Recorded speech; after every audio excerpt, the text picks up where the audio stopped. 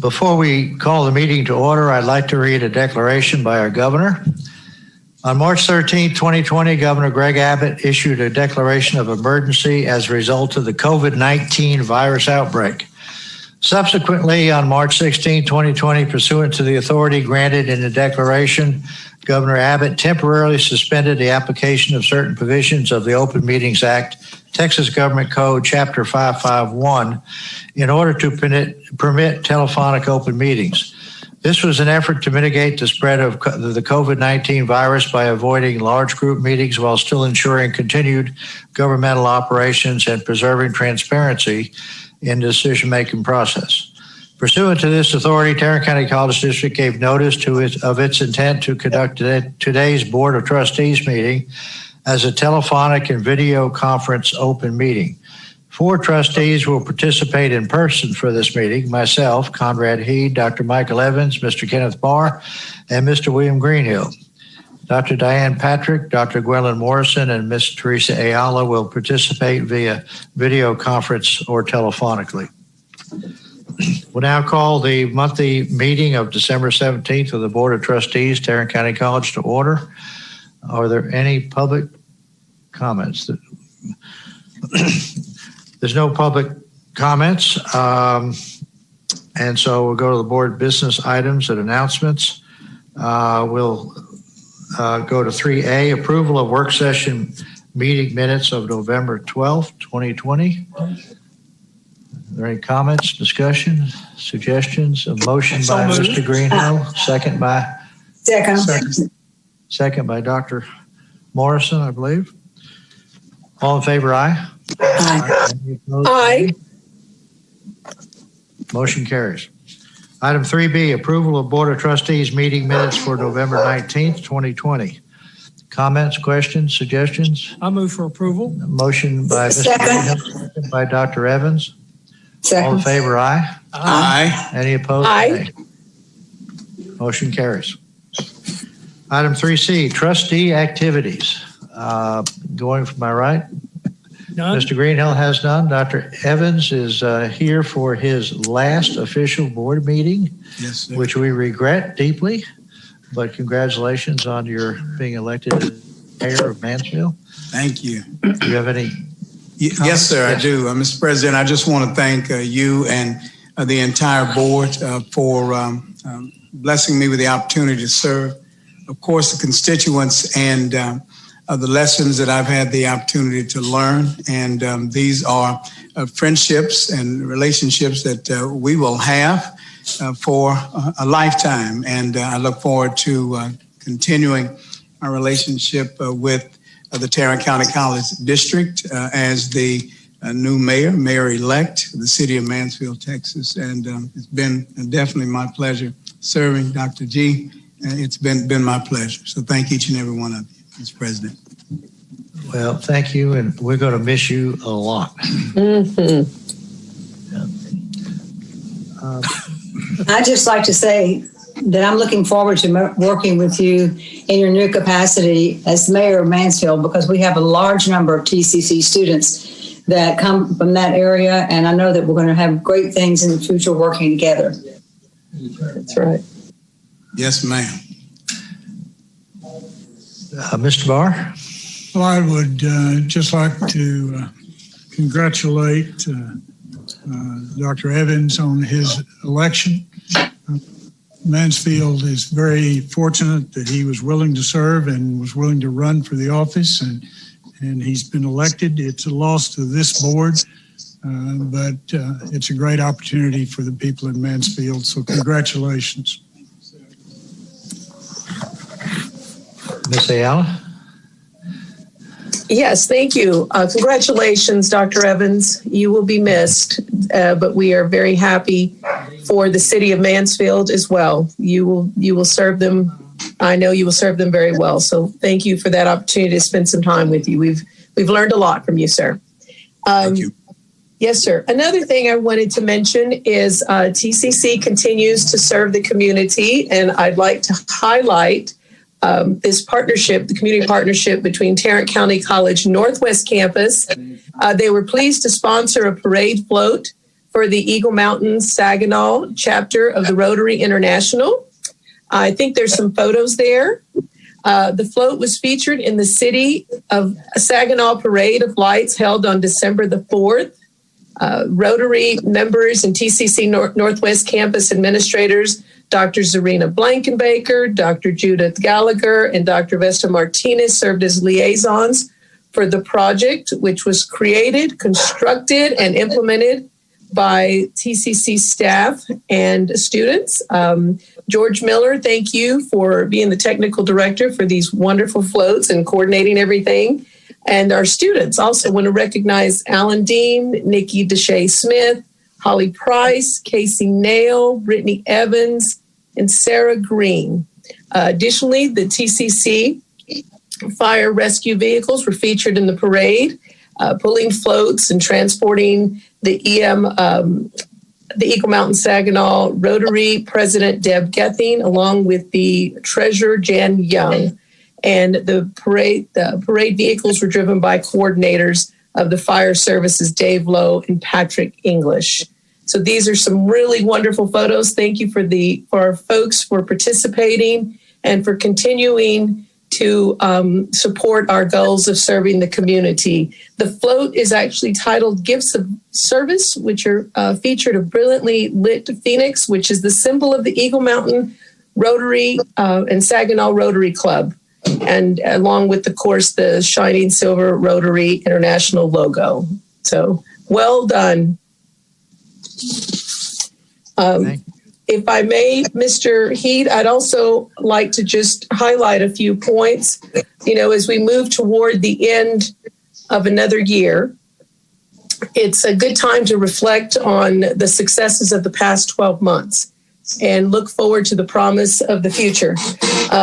It's been a year of uncertainty. It's been a year of challenges and adversity, to say the least. And each of you from the TCC family have demonstrated that you have worked with resolve, perseverance, conviction, and compassion throughout this whole time. And there's much to be celebrated, especially those impactful acts that have been felt through countless contributions by you and the community. So each of you is making a positive influence. And I'd like to highlight a few acts that have occurred. TCC Foundation has issued almost $1.8 million of scholarships this year. There were 46,325 students approximately that went virtual effective March 2020. That is a huge undertaking. There have been 205,387 rides that have been provided to TCC students since the inception of the Easy Ride partnership with Trinity Metro. TCC served either active duty veterans or their dependents, approximately 5,800 people altogether. 140 employees participated in the tuition reimbursement program for a total of some $285,000. So that is fantastic. Congratulations to them for advancing their education. And there were, close to 7,600 degrees and certificates administered. And what I found interesting is of those in the healthcare area, certificates and degrees that were issued were some 500. So we have at least another 500 TCC students that are out there supporting our people in the area with their healthcare needs. And also we issued 130 degrees and certificates that were awarded to first responders. So thank you and congratulations to them for serving our community so well. So what this all adds up to is, of course, countless lives have been enriched with our community partners. So I just want to thank you, Dr. Giovannini, for setting that culture of serving the community and for your unwavering leadership. I really do appreciate it. And each and every one of you for your generous contributions. It's been a very difficult year, and we certainly do appreciate you, each and every one of you. So, and I appreciate the work that you're doing towards the goals and the principles as well. So Merry Christmas and Happy New Year to everyone. Thank you, Mr. Heath. Thank you. Dr. Patrick, do you have anything to add? No report. Thank you. Okay. And Dr. Morrison. Thank you, President Heed. Good evening, everyone. Thank you for the opportunity to join you this afternoon by audio and perhaps later video. I want to give a shout out to the TCC family, beginning with our Chancellor, faculty, who's probably at home working on their grades, staff and students, family and community for powering through this fall semester. Everyone keeps saying it hasn't been easy, but what I'm going to congratulate everyone for is staying the course and powering through. I did want to share that this past Friday, in addition to a few people celebrating my birthday anniversary, we also celebrated the inaugural middle school, high school Power Summit, which was a virtual event where we listened and engaged middle school and high school students. We had two outstanding speakers, middle school speaker Giles Clark, who is an author of now 2 books, and he gave us a rousing keynote. And we also heard from community champion Elizabeth Martinez, who's a high school student at Northside High, who just gave us a real interesting and complete view, not only of what she's doing to champion for her community, but what we can do also. And we also engaged Michaela Cook, who is a dual enrolled student. She's enrolled at Dunbar High School as well as Texas Wesleyan University, and she'll be a graduating senior in May. She was the one who instituted the National High School Voter Registration Day in North Texas. And she talked about that experience, and she'll be further engaging the community in the spring, getting more high school students to register. On Saturday, we hosted the 6th annual State of the Six, where we invite elected officials in the community to come together. It's a community visioning forum where we talk about plans, priorities, and most important of all, progress.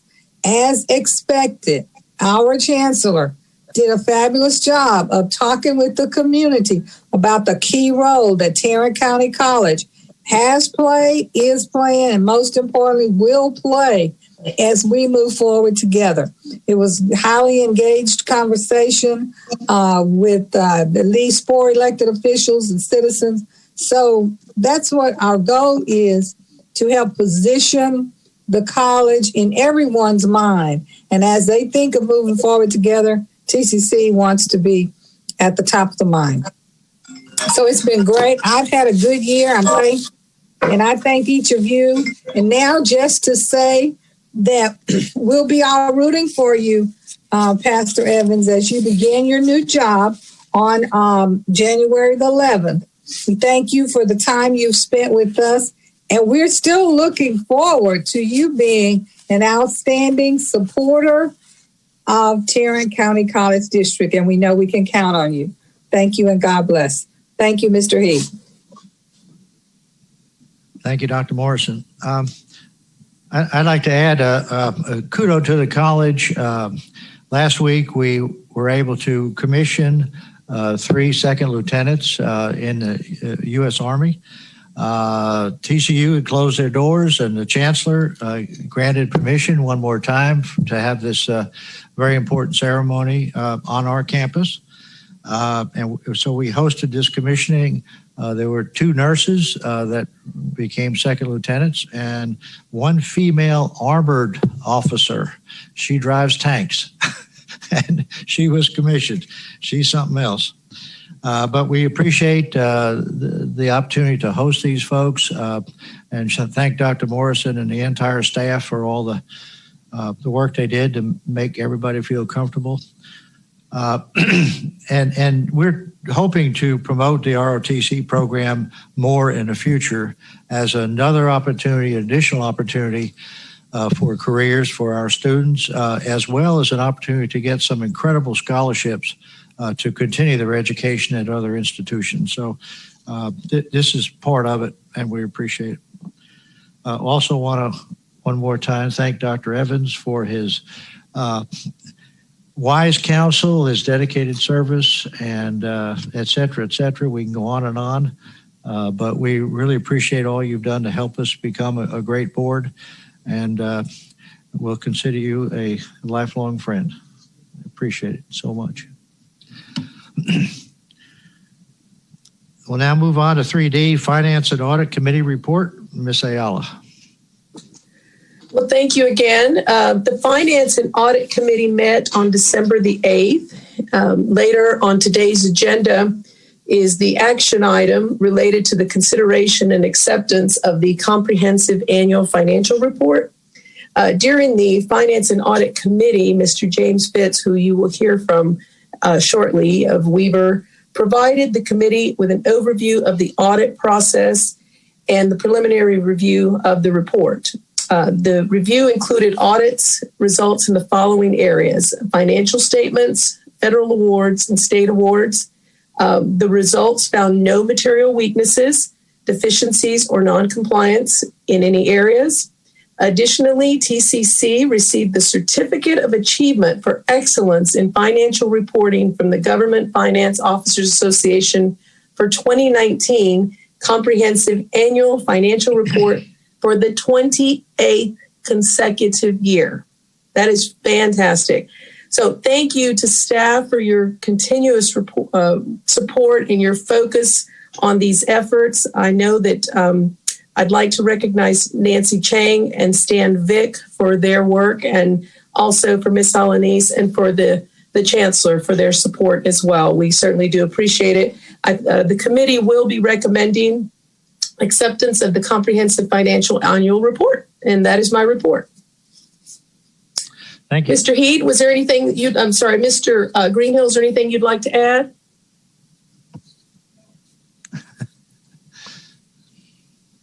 No, very well done. Okay, thank you.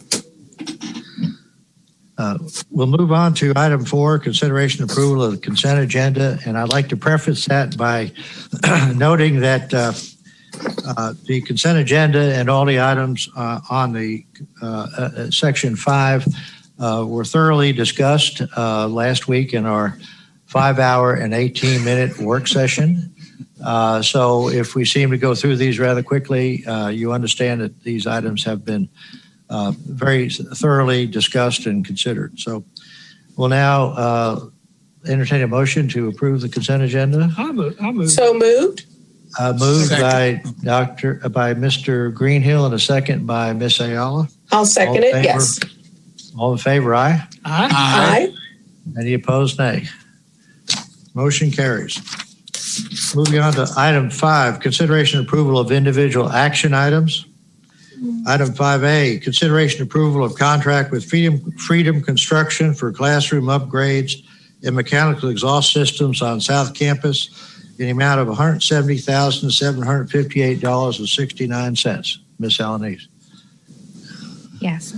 So these are R&D classroom improvements. They've got some extensive mechanical system requirements associated with it because of the nature of the work that goes on there for part of their performing arts and set design and so on. Questions, discussion, motion? So moved. I think Dr. Evans moved first and Miss A. I will second it. Oh, Miss A, I'll second. All in favor, aye? Aye. Any opposed, nay? Motion carries. Item 5B, consideration and approval of contract with Chambers Engineering, LLC for sidewalk and traffic modifications on Northeast Campus in the amount of $214,603.43. Yeah, so this was in response to some concerns about pedestrian safety, and it was determined to be the most cost-effective solution to include sidewalks and landscaping, as well as some traffic calming devices. There's an exhibit in your packet about where the location of that is. Questions, comments? I make a motion to approve. Motion by Mr. Greenhill, second by Dr. Evans. All in favor, aye? Aye. Any opposed, nay? Motion carries. Item 3D. It's been requested that we reverse the order here because there may be more discussion with item E.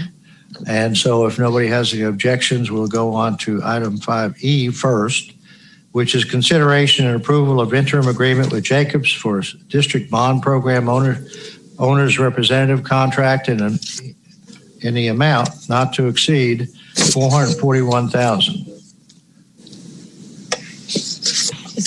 So one note, we actually, I think inadvertently skipped 5C as well, but we can circle back to that one in a moment if you prefer. I've already crossed that off. Okay. Let's back up to item 5C, consideration and approval of a contract with Freedom Construction for classroom renovation on Northeast Campus in the amount of $183,767.23. Move approval. Second. Move for approval by Mr. Barr and second by Dr. Evans. All in favor, aye? Aye. Aye. Motion carries. Okay, we'll move to item 5E, consideration and approval of interim agreement with Jacobs for district bond program owner's representative contract in the amount not to exceed $441,000. Yeah, so this is just a 1-month extension of their contract with a fuller contract intended to be brought back in January. I'll make a motion to approve. A second. Mr. Heed, I'd like to make a substitute motion. Okay, Mr. Barr. I'm not ready to move forward with approving any additional contracts related to the 2019 bond program at this time for a number of reasons. I propose that we request staff to procure some additional information before we proceed. Accordingly, I move that the board disapprove item 5E on the agenda and direct staff to procure a complete and impartial comparative analysis of construction alternatives that have been suggested, including POE, ICF, and VRF. This analysis should include consideration of other 21st century construction products, technologies, and techniques that could improve the sustainability and operating efficiencies of TCC's buildings. Mr. President, if my motion receives a second, I'd like to make some additional comments. I will second that motion. Second by Ms. Ayala. Continue. Mr. Barr. As I said, I'm not ready to move forward with approving additional contracts related to the bond program at this point in time. Consequential decisions have been made that were not shared with members of this board, decisions that are having a major impact on the sustainability, appearance, safety, initial cost, operating efficiency, and life expectancy of the buildings being constructed or to be renovated. I do not have adequate confidence in the processes that have been used. This effort is about getting the very best 21st century quality buildings to serve our students, our faculty and staff, and our county. It's a board responsibility and obligation to make sure that taxpayers' money is being spent properly, and I, for one, take that responsibility very seriously. My concerns fall in two categories. My first concern is about the handling of major decisions. Last week, the staff provided us with a tremendous amount of information about the decision processes that have been utilized. The information and presentations were helpful, and I appreciate them. But it was too much information with little time to review and absorb. The contracts before us tonight will commit TCC to spend millions of dollars over time when I, for one, am not confident we're on the right track. My second concern is about the disregard of board suggestions. Over the past couple of months, members of this board have asked questions and made a number of suggestions. True, staff and consultants responded to issues raised, but frankly, the responses often have been riddled with errors and misleading information and frequently produced answers that could only lead one to conclude that the responders were discouraged from pursuing the suggested options or didn't have significant knowledge about the suggested ideas, or just didn't want to make a genuine effort to investigate the facts. What is missing is an impartial comparative analysis of the suggested building options contrasted to the various options currently being proposed. I think that such an analysis must be prepared by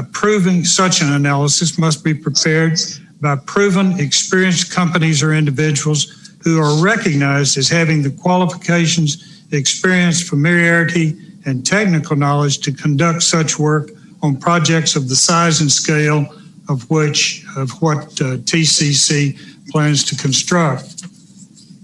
What the board needs, my motion envisions a full exploration of the advantages and disadvantages, including initial costs, long-term operating costs, and operational performance of the systems that will best meet TCC's needs. I'd like to see a thorough analysis of the following technologies. Options for the use of Power over Ethernet, PoE, for lighting and other purposes, including communications. The feasibility of expanding the use of the Enlight system for communications and other purposes beyond lighting control. Options for the use of construction techniques utilizing insulated concrete forms. Options for the use of variable refrigerant flow technology, and potential for the use of other 21st century construction technologies, products, and techniques that it could improve the sustainability and operating efficiencies of TCC's buildings. Given the facts presented in the various responses we received today, I'm concerned that our current consultants don't seem to be inclined to perform this analysis at the level we need. If necessary, TCC should engage additional professionals who possess the specific knowledge that's required. This analysis should be conducted with the mindset of how these technologies might well be incorporated into our building plans, how they will fit and be adaptable, scalable, integratable to meet future needs and demands, and what the impact would be for all of our stakeholders now and the future. The oft-used excuse that there's no sufficient data is just not accurate, and it's not acceptable. Let me make it clear. We don't want to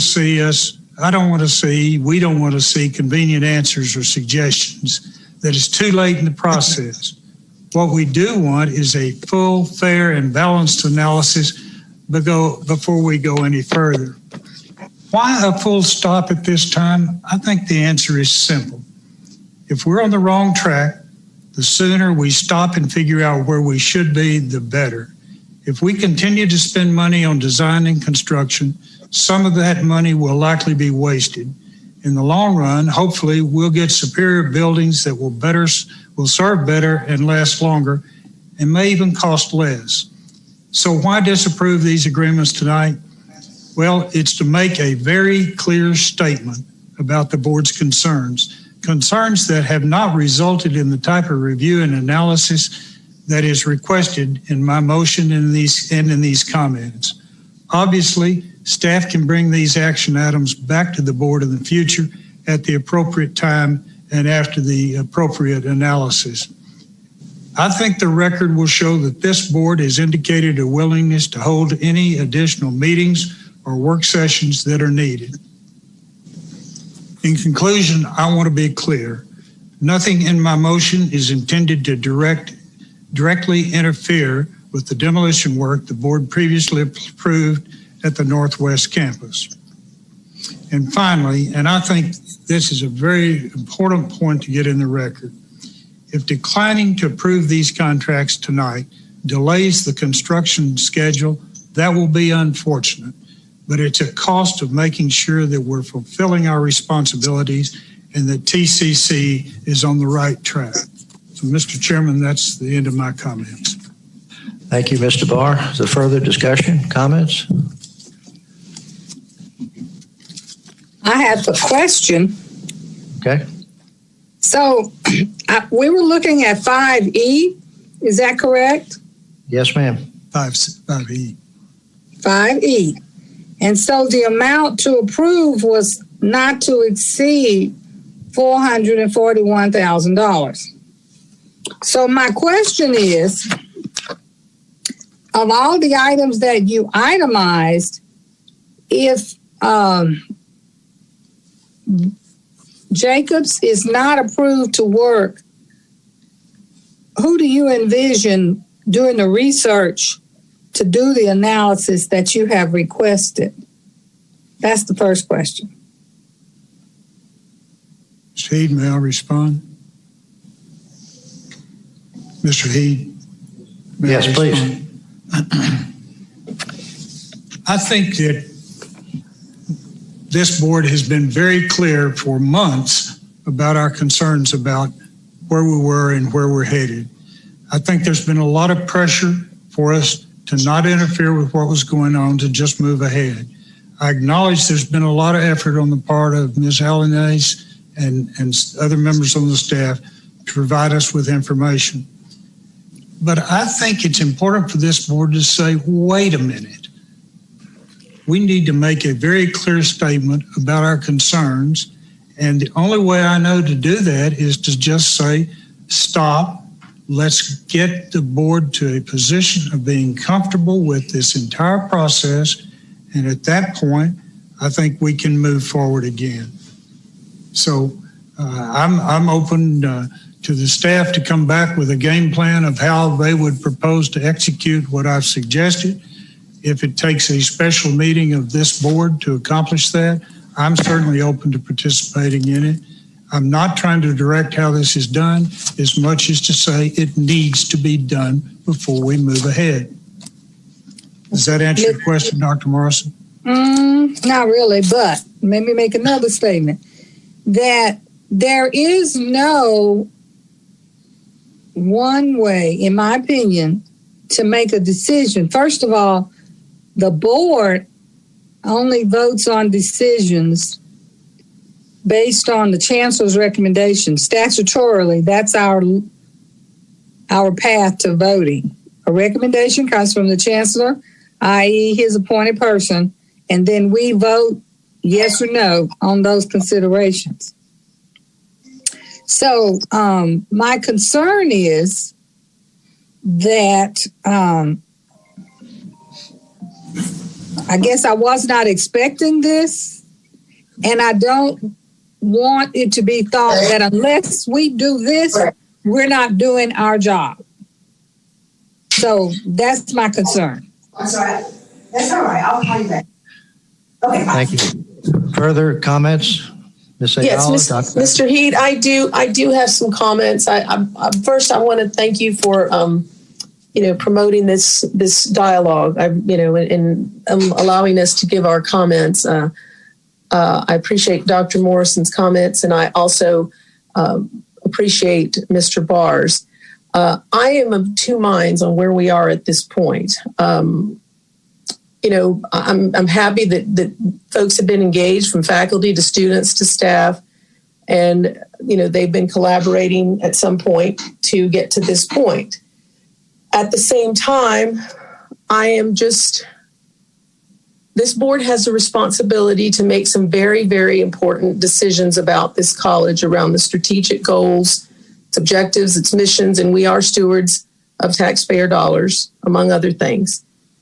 So although this has been a collaborative approach in some aspects, I feel that the board at times has not been fully engaged by staff, particularly in the area of strategic directions, standards, and key decision making. We have been placed in a very difficult situation, I think, and at times we're having to backtrack and go back and look at information or reevaluate things. And I just don't want to feel as though we have to maybe even consider sacrificing some sort of higher standards because of where we are at this juncture. And so I just don't think that's unacceptable, actually. I really do feel that way. As we're being asked to further approve expenditures and direction based on the recommendations that I'm not confident have been completely vetted, I still have some concerns, and frankly, I just cannot make an informed decision to move forward myself. This is me. it's very frustrating. I will say that. I am only expressing my concerns, and I have going to share some recommendations that I've thought that I think need to be made in order for us to make an informed decision and move forward. I liked Mr. Barr's suggestion and recommendation about having a full analysis. I think that is very, very necessary. I think also if the demographic data has said anything about what's going on with our county and the direction that we're going and the future of our college, that we must evolve like the student and the community that we serve. We're living in a digital age. Technology is rapidly changing. And in alignment with the college goals, I'd like to see the establishment of a digital transformation committee with representation from this board to explore and discuss any long-term developments and impact of emerging technologies with strategies and how challenges or business practices could be improved using those technologies and data, and how these technologies can be used as a way to further educate our students to prepare them for 21st century careers. Next, there have been hundreds of pages of documents that have been provided to us and countless presentations and references to building standards that, frankly, I don't believe all of the trustees were aware of. And there have been references to guiding principles that, to me, are not fully reflected in the policies. And the policies are something that that is within our purview. So these elements that have been referenced around facility standards and other things and guiding principles, and then also what's the work that's been done associated with the principal work, I think all of those elements need to be reflected in the board policies and that they should be updated. I alluded to this during the work session, and I just feel that it's important that we actually look at those and actually review them, update them, and modify them accordingly to reflect the evolution of those changes and all of these standards and principles that we're referring to. I think it's important. And I think that the updates, or at least my hope is that these updates will clear any ambiguity going forward around the expectations of the facilities, that it'll clarify the strategic goals of and objectives for the board for this college, and provide a roadmap for our facilities folks as well going forward. And lastly, I would just recommend that we evaluate our engagement regarding, the bond as a whole, and that we consider holding annual retreats to just focus on strategic planning and visioning to review the facility standards, the policies that are in place, and starting in 2021, so that we can all be on the same page and figure out how we can best support the Chancellor and this college in its goals and its initiatives, and making sure that we are ensuring the student success. So thank you for your time, sir. Mr. President. Yes. This is Diane Patrick requesting permission. I'm going to ask a question. Please do.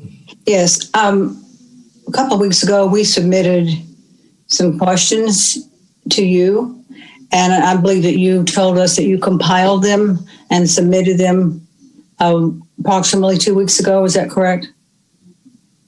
Yes. And so my question is, have we received the answers to those questions? I have not personally. Except we had some of the things have been addressed in the meetings, but I just wondered if we had gotten a written response to those questions. No, I have not. And I requested that all those questions and concerns that were expressed by many of the board members would be answered, and then both the questions and the answers be distributed to the board, and it has not been done as of yet. Okay. Thank you. So the intent of staff was to, for the informational reports as well as the content of the work session last week, was intended to be responsive to those questions. And if there's gaps in that, then certainly we can add some attention. Mr. Heed, I'd like to, Mr. Heed. Go. As I see it, the motion is to stop. I understand that. But in order for me to make a decision, even though they may, it seems to me that one of you, Ms. Alanese or the Chancellor, should advise us of the risk factors of stopping. I think that's a legitimate question, so that we can think about if there is stopping. I've heard things like maybe we do not want to have Jacobs and so forth and so on, but what are the risks? I think we need to know what risks you think there are to just stop. And I think that's a legitimate question, Ms. Chancellor, or because this is a stop, and that's, I understand it. And I want to, Mr. Heaton, may I add to that? Just, I think even simplifying it, for me. So then, when you're talking about when Mr. Greenhill is talking about what could the harm be in regard to, I mean, would it be dollars lost? Would it be, has money been allocated in regard to a bond? And, do we set those dollars aside? Do we, what would that look like? I think as I'm processing, I want to process what I thought I heard you say. So there's a carefully crafted schedule around all of this in terms of a very complex schedule. And as was alluded to a minute ago, we already do have some demolition underway on the Northwest campus.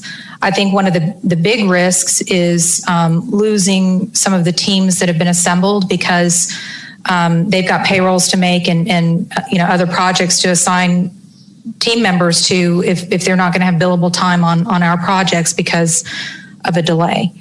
The other thing, I know that we have been anxious to get to market with some of the final bidding of the work because we are seeing very favorable conditions right now in terms of construction costs and materials costs and so on that we're seeing some good results on, and we think the sooner we can get to market, that would be good. There will also be potentially design dollars that need to be spent and replicate some of the work that has occurred previously. In my mind, the biggest challenge, however, is the difficulty staff is having answering the specific questions to your satisfaction. The professional recommendation of all of the consultants that we have engaged have not recommended deviating from the original course. However, we have recommended, particularly with POE, the opportunity to do a pilot program. We've made dozens of phone calls to other organizations that have implemented those kinds of technologies. We've talked to them. We've come back to you with the notion of wanting to have a digital roadmap where you have a better sense of what you're trying to accomplish, because if it's specifically for sustainability, we do not think at this point that it has superior results from what we get from our existing systems. And so if our intent is to have data collection and so on, we just need a clear path for that, and proceeding with the construction of Northwest is not going to preclude our ability to achieve that in the future.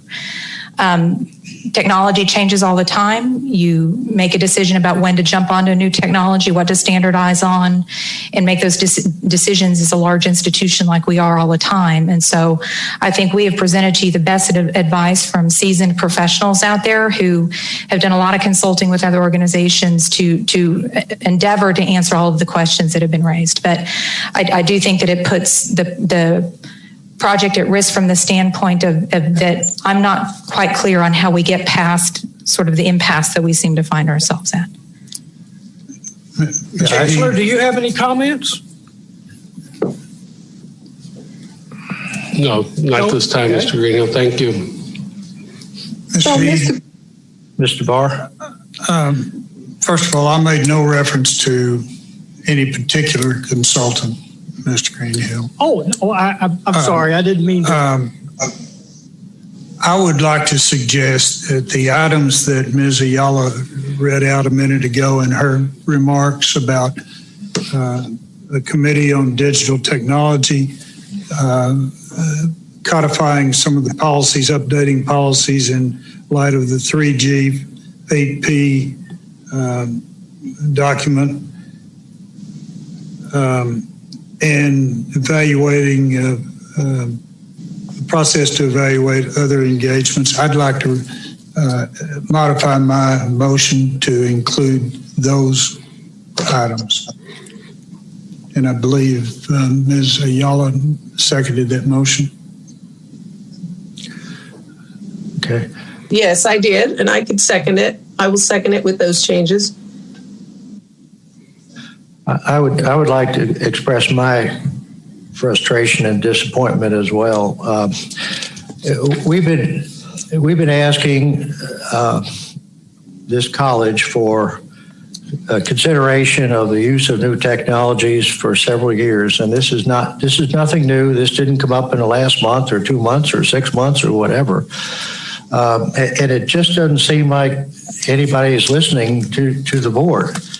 The board, I don't think, has been adequately informed, nor been asked for input on these things. And let me back up for a minute and note that we're basically talking about the building envelope and the technologies incorporated within the building. We're not talking about location of, number of, or size of classrooms, et cetera, et cetera. We know a lot of work has been done in that particular area.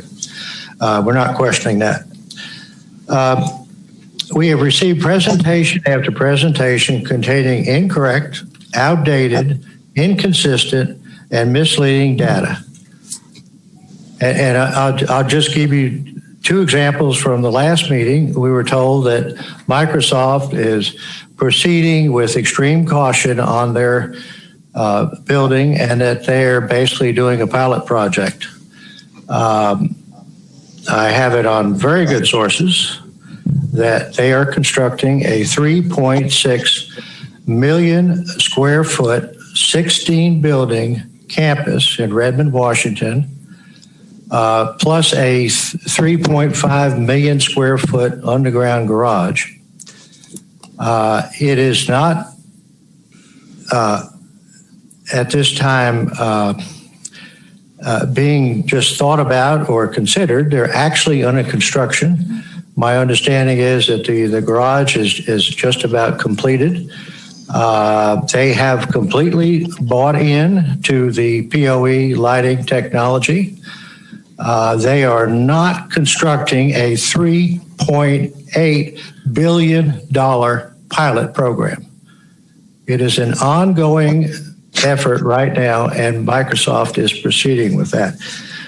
In addition, we were told that some of the switches and the drivers they only had a 5-year life, and so if you're going with POE, that you'll have a major maintenance problem 5 years down the road. That is just not true. The drivers and the switches will outlast everybody and anybody in this room. So, I mean, that's just 2 examples of the information, and I don't know whether people are just misinformed or we don't know the motives behind this. It seems like what we're asking for, it receives only lip service. I mean, we hear words in the presentation made last week. We hear use technology, be on the leading edge, doing things that others are not doing, being technology forward, be innovative, be flexible and adaptable, be ecological, responsible. I'm not seeing any of that. And I'm just one person, but I don't see it. Next item, we keep hearing can't find any data. Well, the Microsofts of the world, they have data. Pfizer is building a 1 million square foot headquarters in New York City, 100% POE lighting. They have data. Samsung is another great firm, big firm that we all hear about. They have constructed a distribution facility in North Dallas, the Frisco Plano area. They have 600 of their architectural lights are POE. Have we even gone out and seen that building? I mean, these are major companies, and they're just one example of other enterprises, big and small, that are going ahead with POE. Mr. President, I have a question. Excuse me, I'm not through yet. I'm sorry. Oh, I'm sorry. Just let me continue. Pause. And then I'll Okay, open it go up. ahead. But the Microsoft project is incorporating 70% of their lighting will be POE, at least 70% and probably more. The only areas that don't have POE that had conventional lighting are those back areas that basically don't have people, stairways and storeroom facilities, those kinds of things. And one of the other frustrations is that some of us can talk to some of the same people and we can hear the future, we can hear possibilities for TCC to create a building for not just today, but for tomorrow. And other people can talk to the same people and they come out with all these negatives. And I just don't understand that. I don't understand why we can't learn from those that have gone before. These are proven technologies. This is nothing new. Last week, I asked what the efficiency rating was of the building envelope for our buildings, and nobody has the answer. We received data from the Burleson ISD, and you have a copy of it, where they have that data for each and every building that they have. And why can't, if we've been working on this for all these years, that information should be readily available. It should be part of our concern if we're really interested in energy efficiency, and that would be using what they've done, for example, in a Nola Dunn building as a 13.2, and nobody will understand this except the engineers, but kilo BTUs per square foot per year, which is an incredibly efficient building. And it was actually built by Huckabee. And so I don't know why we're not considering that for these buildings. And if we're not going to consider them, what is, if we have something just as good, that's fine. What is the rating of the buildings that we're constructing? So may I offer a couple of clarifications? I'm sorry? May I offer a couple of clarifications? Sure. I think the response that we provided on Microsoft was not that what they are proceeding with is the pilot, but their guidance to us that it was how critical it was to prototype within your own organization to understand what your objectives were, how you would maintain it over time, what the life cycle cost would be, and so on, which is the pilot program that we have recommended here to be able to assess that. They're large, I mean, obviously as a technology company, they've got a brain trust of folks to implement that. The challenge as a public entity is again, it's a risk assessment of if we're ready for that scale of innovation or bleeding edge technology. The other thing I'll mention on the building efficiency, we do have that data associated with our other campuses about what our energy expense is per square foot. The response was that they are doing the engineering analysis on the new building now that they've got the construction drawings underway to come up with that calculation as they would anticipate it going forward with the new building. So we certainly do have data similar to what you described, and we anticipate significant improvements over obviously the current state. Yeah, I like to hear that, and I think we all understand that if we consider some of these new technologies, that's disruptive. I think we all understand that. Disruption is not necessarily bad. When we hired our chancellor, that was a disruptive action, but it's a very positive action. We hope that sometimes this disruption results in positive activities in terms of building a better building, of something that will be not just for today, but for tomorrow. And I hope it provides some kind of stimulus for that effort. And we know it's disruptive from another standpoint, and this is something that has been going on for 20 years and is not going to stop today. It's going to happen. It is happening. And that is that there'll be more responsibility moved from facilities into IT, which will entail increasing our IT focus and those kinds of things. And that's a disruptive thing, and we understand that. But that's why I think we're talking about developing a program to get to that point, a digital transformation. So that's my concern. and my frustration, and I have a description, if you will, of what I think we ought to be building. And these are not words; these are things that I hope that we'll incorporate in our buildings. And number one, that they're strong, they're safe, they're secure, they're built to last 50 to 100 years with the heat and weather conditions of Texas. They're sustainable, adaptable, flexible, scalable, energy efficient, capable of using renewable energy, forward-thinking, smart buildings built for the 21st century using new but proven technologies such as the ones mentioned, expandable to incorporate new technologies and meet future needs for data analysis, use of building safety, security, etc., at a reasonable cost. Create a motivational learning environment for our students and faculty, encourage technology workforce solutions and development, and make an establishment, a statement to our students, our faculty, our community, and our constituents. TCC is in the business of retooling the workforce for the jobs and needs of tomorrow, and we should practice what we preach. We should send a clear message to our students, our community, our constituents, and to everybody involved, all our stakeholders. Thank you. Mr. Heath, Any other comments? Yes. may I ask my question?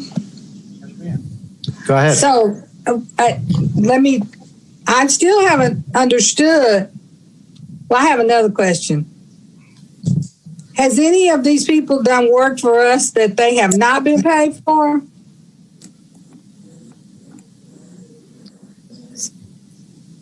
So I would guess that there's could be billable hours in the pipeline that has occurred. I just don't know the status of each one of those, but obviously that's an ongoing process.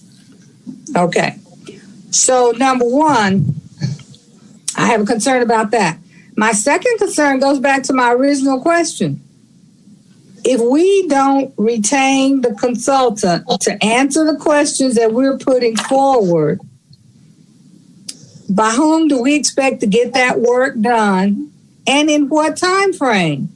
Because we cannot just say, well, we're not communicating, so we're going to just stop everything and then look in the sky and expect it to be done. We have to have an expectation of what the next step will be. That's my concern, one of my concerns. And then, of course, I have concern about all of these people that have been doing work and are expecting to get paid, being paid. And so I have a question I just want to ask, and nobody may have the answer, but I need to know what's really the problem here, what is really going on. I just need to better understand where we are, why the board is making comments and concerns about different building processes, and why we are, so to speak, in the weeds. Y'all have always told me, don't get in the weeds. And then why now? What's going on? I don't understand it. I don't know if we need to stop and have an executive session. I just need to better understand the risk that we are approaching here by our decision or indecision. And I don't have a clear view of that. Dr. Morrison, I was reserving my comments till we heard from everyone, but it's more appropriate given your comments in response to Mr. Greenhill as well. I don't know if we know the answers to that. As we were here listening to the desire for more due diligence, weeks and months were crossing my mind as to the time frame in which some of this may take, which if that's what it is, it is. At the end of that time frame, we may have recommendations for different methods than we have today, processes, building processes, if you will, or we may have the same. And so that's what somewhat of the risk would be over time. Of a delay, and obviously cost as well from different respects as it relates to bidding, as well as sunken costs that we have that we might have to recover related to additional new design. And if we're the risk would be if we're nowhere different, whenever that time is, than we are today related to building methods, then that's what we had foregone, that time and those dollars for where we are today. Because I would imagine to respond to the requests for the diligence, it'll be a number of months before we are at where we are today. Mr. Heed, Go ahead. could I make a couple of comments in response to Dr. Morrison? If someone has done work for Tarrant County College, I would certainly expect that they would be paid. They should be, and I anticipate they would. As to who will do the work that this analysis might require, I'm open to staff, the Chancellor, coming to the board with a recommendation of how we pay for that and who's engaged to do it. I have no problem with the people that are currently engaged to work on these projects being involved in that. And lastly, let me just say, there's no hidden agenda here. There's not anything else going on, as far as I'm concerned, that I haven't expressed in my comments. I have frustration. I don't think the board has been included and given the information when we should have been given it, in the manner we should have been given it, and given an opportunity to comment on the track we're on, the path we're on. And I've tried to make it clear over the last few months that I didn't think we're on the right course, and that doesn't seem to stop the train, so to speak. And that's what leads me to recommend that we just say, stop, hold it, just quit, and let's figure out how we deal with these matters, and then we can move forward. So there is no other agenda as far as I'm concerned. I appreciate your question. So, Mr. President, I would like to make a substitute to the substitute motion. And my substitute to that motion would be that the board approve an interim agreement not to exceed the amount of $441,000 that will continue the bond program owner representative's effort to answer the questions that have been presented by the Board of Trustees, and to provide a schedule for completing that answer through January 31 of 21, and that we would have that report, some report, to present to the board January 14.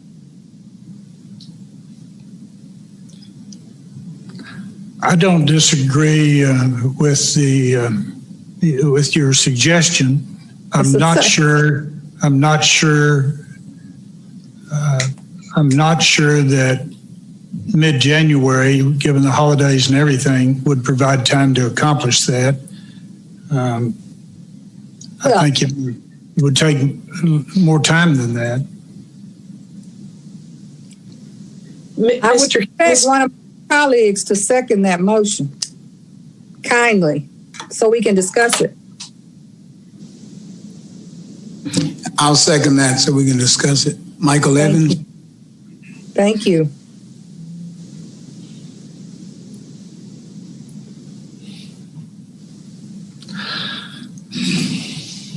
All right, since I seconded, here's my question in regard to all of it. If staff is at a quandary as to exactly what we're asking, then, Mr. President, I believe then that we should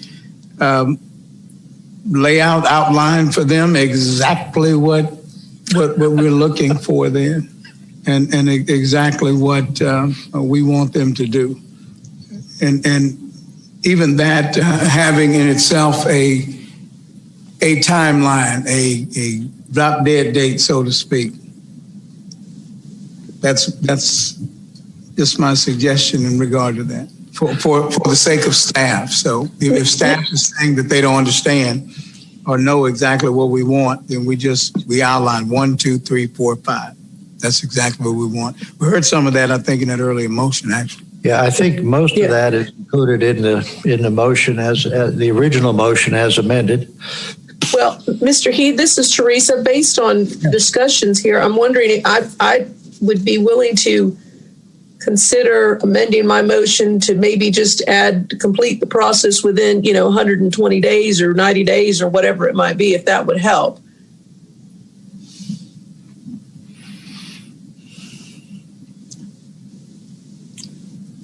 I'm comfortable with that. But if you add 120 days, would you also not have to add a different dollar amount? I would suggest that if staff determines that additional money is needed, that they bring an action item to the board so we can approve it. And so would you approve my substitute motion to go ahead and approve the $441,000 tonight and ask them to specifically address our concerns with those funds? Yes, ma'am.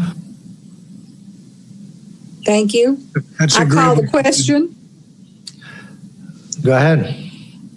I call the question. So I'm ready. We have to vote on Okay. I thought misunderstood what she said. Could I ask a question? Can we Clarification. clarify what the motion is? Yes, please do. And I would ask Dr. Morrison, does that include Ms. Ayala's comments that I added to the original motion?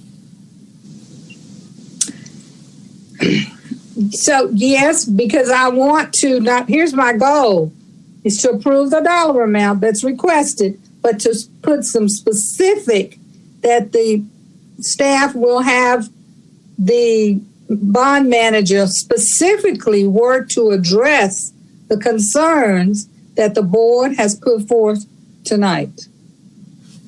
I think we might need clarification on that. We've worked with these individuals for a number of months now. And certainly they could probably change their mind. But I'm not sure that is going to yield an outcome that will be as independent as I appear to hear the desire of the board to have something independent. And if that's the case, then we're looking at procuring the services elsewhere to do this independent review of the questions that may be asked by the board, which may be an RFP process, which will take some time as well. I just want us to understand the dynamics of the timeline. In approving tonight takes through January. We may or may not be able to answer these questions by January, which then would put February, on the docket, if you will. So I'm just trying to play out in my mind as it relates to process moving forward, but more importantly, to ensure that the response to what these questions may be is independent and needs to be independently accomplished or procured, if you will. Mr. Heed, could I ask Dr. Morrison if I added to my substitute motion the $441,000 with the understanding that it would be done in no more than 90 days at the max, not dictating it should take 90 days, but no more than 90 days, would you find it appropriate to withdraw your second substitute motion? My concern about that is $441 is not going to take this team through 90 days. Well, the $441,000 is to Jacobs Engineering.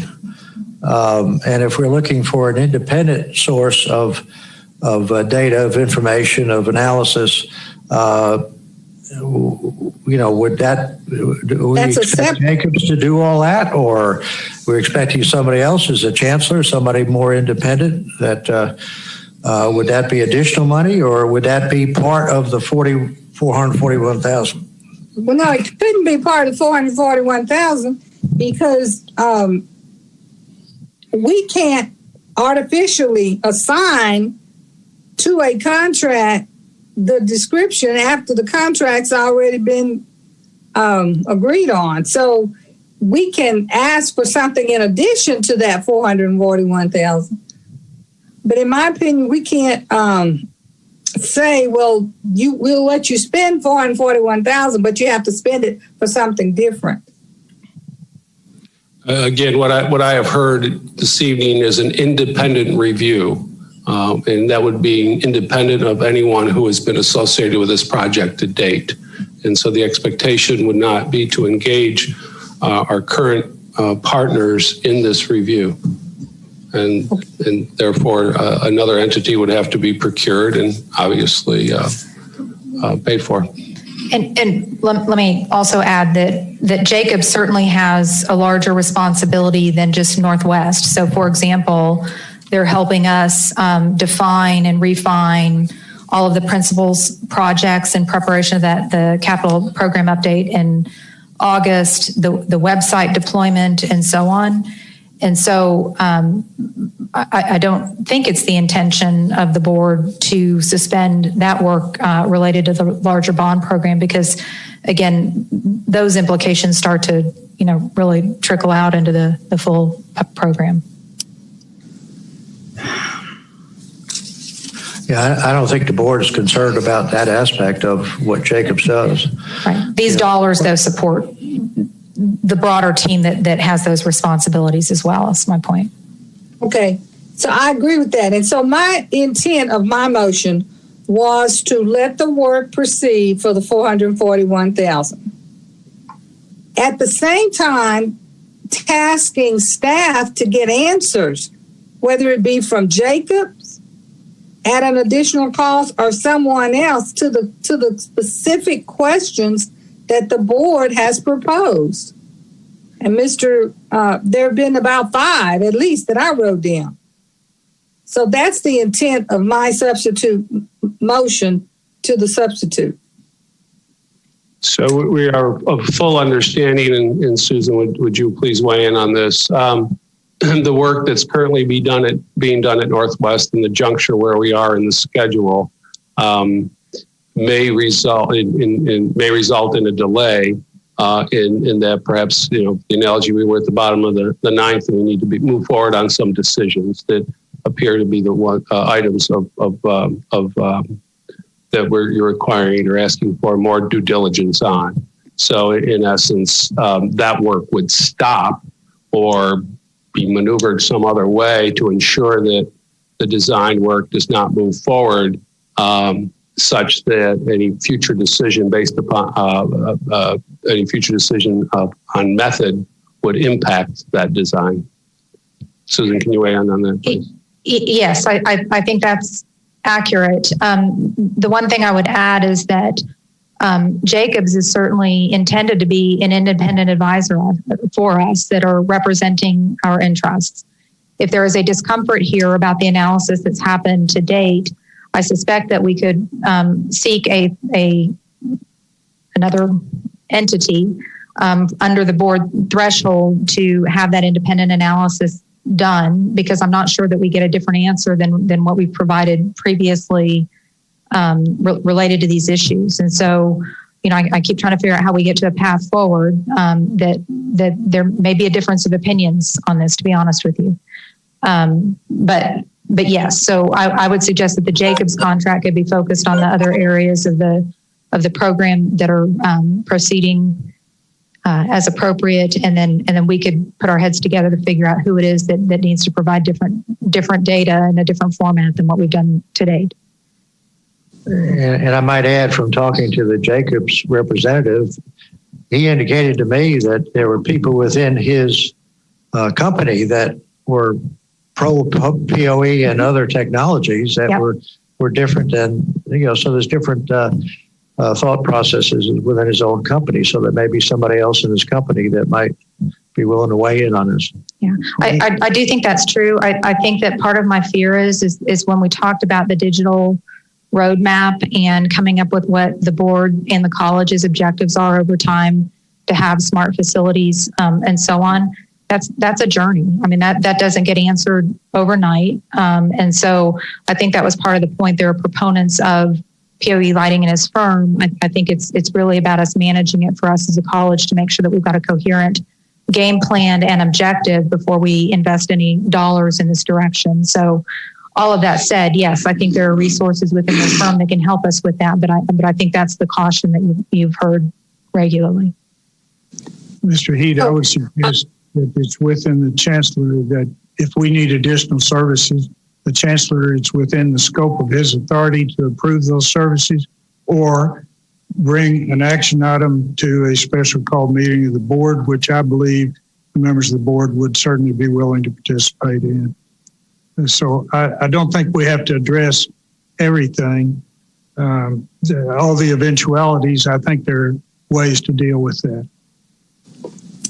So, Mr. Chairman, since my motion is on the floor and we can't legally do anything until we address my motion, let me just assure you what two things I would like to see happen and before I make a decision on what I'll do with my motion. Number one, that some work continues for the $441,000. And if there are any people, including small companies or MWBE companies who will have done work for TCC and are looking forward to getting paid so that they can, pay their people, that those be taken care of, and we can proceed within that. That's what I need assurances of. So did I make that clear? So any work that was approved under prior contracts, only work that was approved under prior contracts is underway, and so they would certainly be paid. The one caution I would have is that impacting Skanska's construction schedule certainly will have an impact on subs they have lined up and teams that they have lined up to begin construction in earnest in the spring, because obviously work is underway. So board members just need to be aware of that.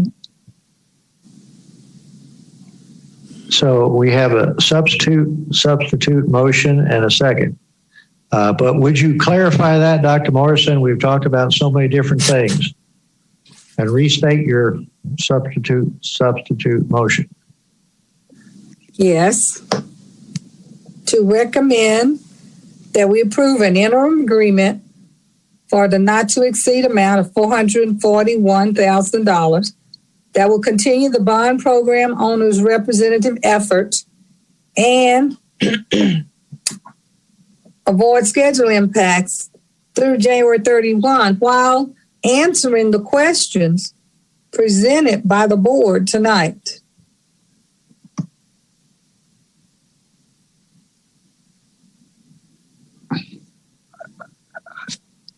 I think the date on that is different, and I would argue that January 31 does not provide, very well might not provide adequate time to do the work that needs to be done. Ms. Ellen Ace, do you think it could be done by the end of January?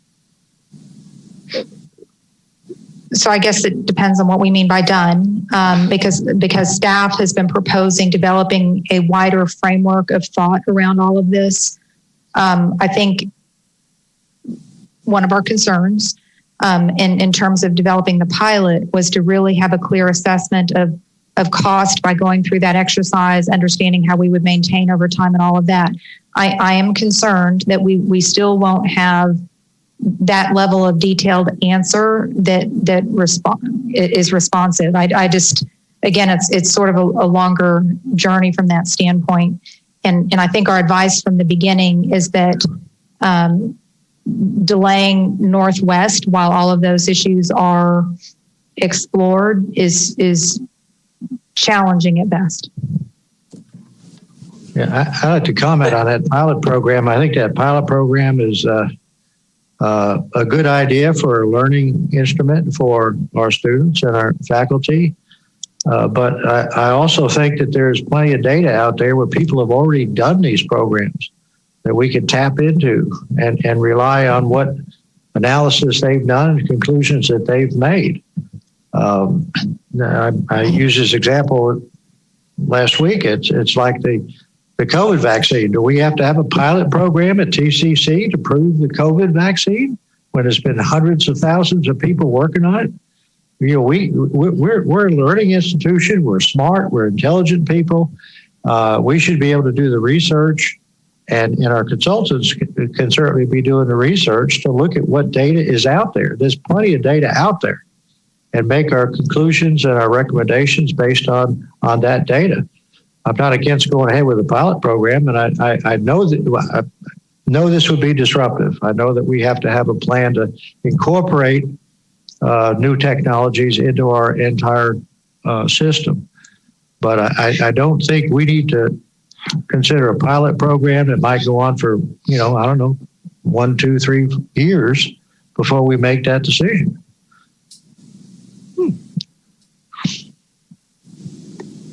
Mr. Heed, I have a question, please. This is Teresa. Go ahead. Ms. Alanis, can you just describe exactly what type of work will be able to continue at the Northwest campus at this time, just so I can have it in my mind, what is stopping versus what will continue? So where we are right now is that we're wrapping up construction drawings for buildings 1 and 2, and Skanska is actively working on pricing to get to us a guaranteed maximum price. The next GMP, beyond the initial one for the demolition and so on. And the intent was to bring that back in February. And so it may not be dirt turning on the site per se during the next few months, but it's all that background work that is contingent upon having some sound foundation to the design that's moving forward. Okay, so with the questions that we've asked and the directions that we're trying to incorporate into this motion, you can continue some of that work. Is that correct? And that would actually be helpful in some of this design. Is that correct?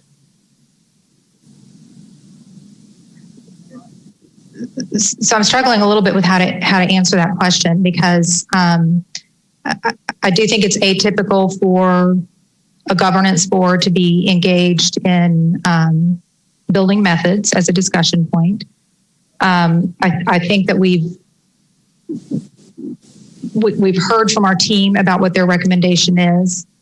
Pausing at this point is to make a different decision is winding that back and will have schedule implications. And so the risk is that you've done that much more work in preparing for, the direction that we're going, that ends up being a sunk cost that doesn't have value necessarily moving forward. Now, one of the things we've asked Skanska is to help us understand what they could provide in terms of pricing differences between POE and the system that we've had. I don't know how close we are to an answer on that question, but we've certainly asked them to help us with that. Okay, so the questions that we posed most recently that are still being explored, that I think will help at least me to be able to make a decision on how to move forward. So I just kind of would like to get an idea of when we should expect to get some of those answers that we posed, particularly around during the last presentation. So that way we can kind of, in our minds, kind of get a better idea of truly, because I don't feel that we're going to impact. This is not a 6-month delay, I don't think. I really think in my mind, it's more of a 60 days, maybe 90 days. But I'm still trying to wrap my arms around that. May I just say something? That one of the big issue for me is what is being proposed, and it's legitimate, is that we have independent consultant tell us to do something, to an independent consultant to talk about all this, and that's going to take a lot of time. And that's the issue, is what's the risk factor of that amount of time? I'm just saying, if we're going to hire a independent consultant, we're forgetting to do that, we're going to have an RFP, and then that person's going to have to get involved. And if that's what we want to do, let's do it. But it's going to take more. It's going to take more than 6 months. I mean, that's 6 weeks or whatever it is. It's going to take a lot of time to get these people first engaged, to get the information that they need. It's going to take some time, and that's got to be considered on whatever motions we're doing here. Is the time period it takes to hire an independent consultant. It's just for discussion purposes. Well, I want to add, Mr. President, not only time, I mean, we've got to consider the dollars as well. But it is obvious to me, though, that we are asking for an independent consultation because if in Jacobs, if you have individuals even there who are for the POE, for example, and others that are not, I do not see that they're going to come back with anything different than what we've already been talking about. I agree with that. I think we are saying that we do want an independent consultant to advise us and to give us those final answers that we apparently are looking for. In addition to those legitimate concerns, we have to consider the risk of not doing that and then making a decision that would yield less than desired results in our new buildings. I respect Kenneth Barr's statement about our consultants. Is this a vote of no confidence in our consultants at this time, that the advice that they're giving us, although it's controversial in their own company, is this a vote of no confidence in them? Could I respond to that, Mr. Sure. I did not use the term independent in my earlier remarks. I'm less concerned about it, whether it's a separate company than I am that it's impartial and complete comparative analysis. Well, that's independent. Well, that is I'm independent. Not saying, in my view. Okay, then it's somebody other than our consultant. It is an independent, somebody that's independent from that. I'll be honest with you. Some of the things that have been said by Jacobs representatives to this board over the last couple of months have not been correct and did not illustrate a knowledge of what they were being asked to discuss. That's fair. And let's hire somebody else. I don't understand that. And that's what led me to make the comment that they were either being told not to go in that direction, or they didn't spend the time to do it or didn't want to do it. But the net result was members of this board have asked for things to be investigated, and we got lip service, as the president has said, not actual investigation of the issues.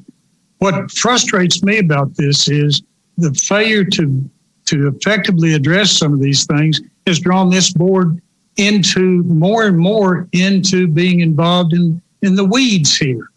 And this. Well, how do we resolve that with Jacobs? How do we build confidence in Jacobs? I would leave it up to the Chancellor and his team to figure out how to get a satisfactory evaluation that will meet the criteria that have been set out here. Okay, so we don't need to hire. You're not suggesting we hire somebody separate. Okay, that's fine. I'm even suggesting that if the staff feels like that's the best way to meet what the board is asking for, they can decide to recommend that route or go that route. If we need to approve something, call a special meeting. If there are people within Jacobs that can do the work, I have no problem with that. But they need to understand this is serious and this board wants answers, not lip service. I understand that. So how do we accomplish that with Jacobs? Do we get a unequivocal recommendation with a memo? I mean, that's the way I would do it. I mean, as a lawyer, but what's the process of doing that, of getting confidence of what Jacobs is saying to us is not misleading, this sort of thing? I just want to get a process going so that we can do this efficiently. Since I first made comments on this months ago, I asked that the staff and our consultants get together and figure out what kind of information the board needed. And in this case, I would suggest that the Chancellor and Ms. Helen Ace are welcome to talk to Jacobs and anybody else that can help them figure out how to do this. I'm not trying to say we ought to tell them how to do it.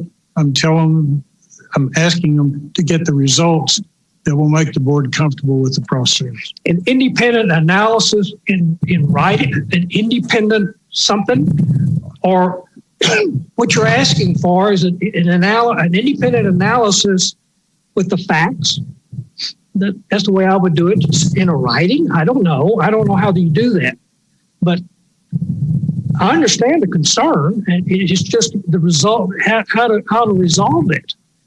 If you have Jacobs getting together and having within a certain period of time, an independent, just an analysis of what the questions are, if you know what the questions are. You know what I mean? Yeah. So what I would say, first of all, unequivocally, none of the consultants have been advised to disregard this. I don't have the expertise to do that. They were hired to give us their best advice. If we wanted to go a different direction, their job is to tell us what the consequences of that are. I think what is tricky is that it's not just an analysis of the viability of the technology, because that's one thing. It's the impact of making a pivot like that in terms of your organization and your design at this stage and the risks associated with that. And so I do think that we can certainly have Jacobs opine on that. I think that staff has worked with them extensively in an effort to get the information to the board. It's not been an attempt to not answer the questions. And so what I would suggest is that we can work with Jacobs on that, and then the Chancellor and I can discuss whether, and I'm not sure who it would be at this point, is there somebody more independent who could validate, weigh in on that information? I just want to restore confidence in who we're working with. Not to say that you don't have confidence in them, but there is some doubt, apparently, that we're not getting correct answers. We are, let me describe it as uncomfortable. Uncomfortable, okay. It's not that we've lost total confidence in Jacobs, but we're uncomfortable with the fact that some of the presentations that they've made seem to be incorrect. And that doesn't bestow confidence. But always remember there's always, in this area, like everything else, there's one side and another. And, well, anyway,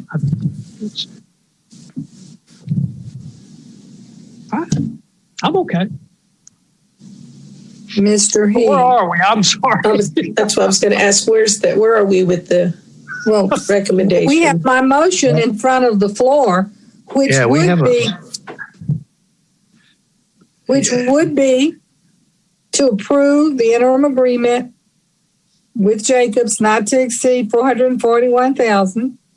That would allow them to continue as the bond program owner's rep, and that would avoid the schedule impact through January 31, and basically was to also get the answers that the board wanted. They should redirect some of their efforts to providing specific answers to the questions that the board has asked and address the concerns. If I could add that as an amendment. Yes. Not saying it would have to be part of that $441,000, but they should direct that, working with the Chancellor's office to answer the board's questions. Mr. Heath, somebody independent. I mean, quote, not in the group. But Mr. Greenhill, let me just suggest this. They're independent thinkers within that company. Not everybody in there is on the same page. I agree. Mr. President, but the problem is, do we trust that? Is that what's coming to the fore?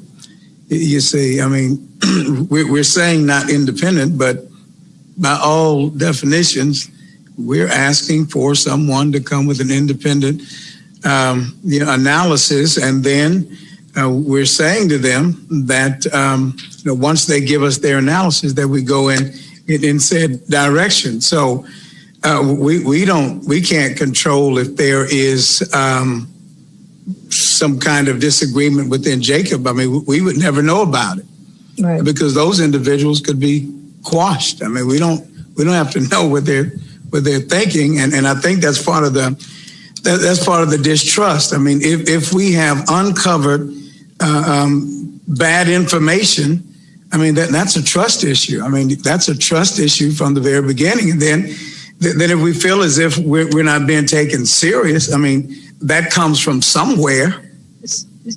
So, I mean, let's not dance around it. I mean, it comes from somewhere. Who would make them think that we're idiots? I mean, that we don't really know what we're talking about. So, and all that comes to the fore in regard to a presentation. I mean, if you're presenting something to me, and of course, we're the decision-making body, convince me. We're not convinced. I mean, that's just where it is. I mean, neither here nor there. But I think that's some of the underlying issues here. I mean, that's the deal. That's the elephant in the room. Present to me like I am an intelligent person, able to make decisions, and if we disagree, we do. But don't give me bad information. Then I'm going to go back to you, and you're going to give me bad information again, and then we come back to this same type meeting again, and we go out and we Google something, and we find out that we were told something that wasn't 100% correct. So I would be a little bit cautious about interpreting bad information, because I do think that reasonable people may hear some of the discussion differently. Staff has participated in a number of the calls that Jacobs has had with other institutions that have used this technology to hear their perspective and so on. And I think the effort is to provide correct information. There's no one right answer on how to build a building. And part of the issue here is that there is certainly a more typical lighting system that's in play today. I think that's a reasonable fact that we can all say, and that there is some R&D with POE. And so I think that's where you start to see just differences of opinion about whether it's appropriate for this project or not.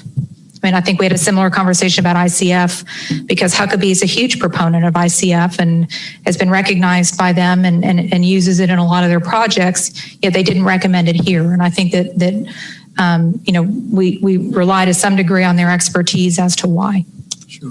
And Mr. President, if you would, I mean no disrespect. I'm just saying, in regard to the temperature in the room, in regard to the board itself, I think that's where the pushback is coming from. So I apologize.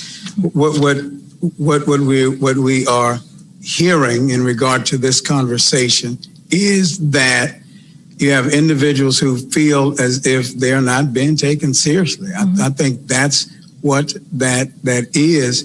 And if you are presenting to us people who have to face our constituents, they know our history. We hit a bad patch a decade or so ago, and we're just not wanting to be confronted by that again. I think that is so important. And in regard to the due diligence, if it takes 90 days to just lay that out and say, here are the comparisons, apples to apples or oranges to oranges, I think that's worth just a pause.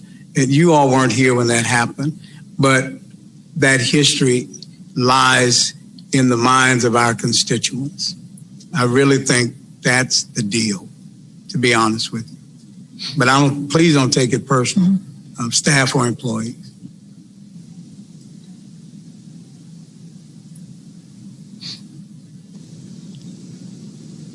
Kenneth, why don't you and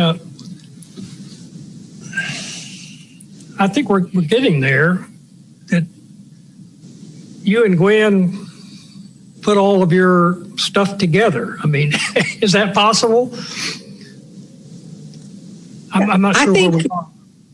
Yeah, I think if you pass my motion, it takes in effect what he said, because I said that the staff will take the necessary steps to answer the questions that the board has presented. And staff has to do that the best way they know how. If they can't do it with Jacobs, then they have to do it with somebody else. But in the same time, there is things that Jacobs could be doing that don't relate to these 5 issues that we have, that they could be moving along on the program. I do believe. Maybe not.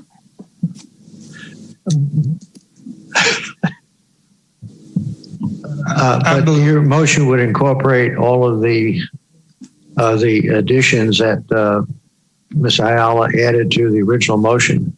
Yes. I assume. Okay.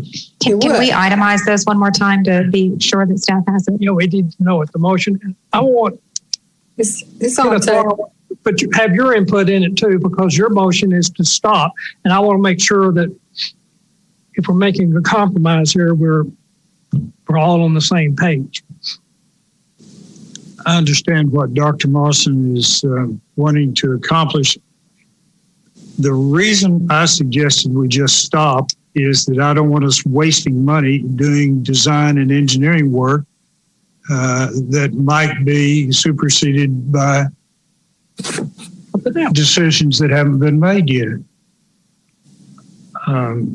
If we could make it clear that they need to stop on things that are being analyzed, I think that would be acceptable to me. Sure. It would be acceptable to me. So I put the pencil to it. Actually, I put the calculator to it.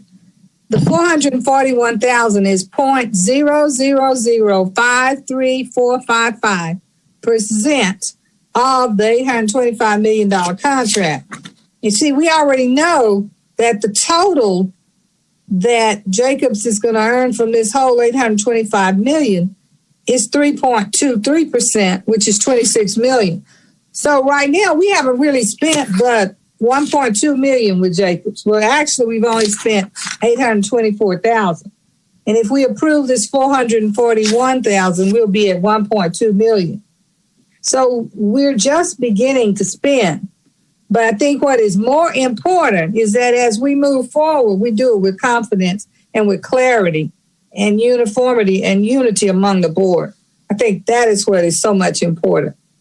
So if Mr. Barr will accept, and you have it on tape, Susan, so you can go back and listen to it and identify those points. And as staff, you can take the effort to clarify, get the answers to those things. But in the meantime, you could move forward. So basically, your motion is to move forward with this, but redirect that part of that, make sure that portion of the $441,000 that was involved in design work that would affect the analysis that we're requesting would not be done during this month, but be redirected to answering our questions and concerns. Correct? Well, I didn't speak to the $441,000 being as part of design work because we don't really know what that is. But certainly it makes sense that if we are questioning the design work, we wouldn't want to proceed on that until we get the answers that the board has proposed. So let me offer one clarification. I apologize for That's okay. Go ahead. I was going to say that Jacobs is not doing the design, right? That's Huckabee and Gensler. And we can certainly work with them to ensure that to talk about areas that we ought to curtail, any work that makes sense there. We'll have to have a conversation with them around that. Jacobs, again, is doing district-wide stuff, and the hours that they spend helping us answer these questions, is just part of that consulting fee as an owner's rep. And so I just wanted to emphasize that Jacobs is not doing design work, but they can invest their energy in trying to bring this conversation to a conclusion for us. Yes, that makes sense. Dr. Morrison, the only thing I would ask is that the consensus of the board in adopting your motion would be that an understanding that if the chancellor determines that more resources or more contracts are needed to do an effective analysis, he's certainly willing to either approve those within his spending limits or call for a special meeting of the board. And I would accept that as a part of my motion. Then I will support your motion. Thank you, Mr. Barr. So we have a motion and a second. Any further discussion? All in favor, aye? Aye. Aye. Aye.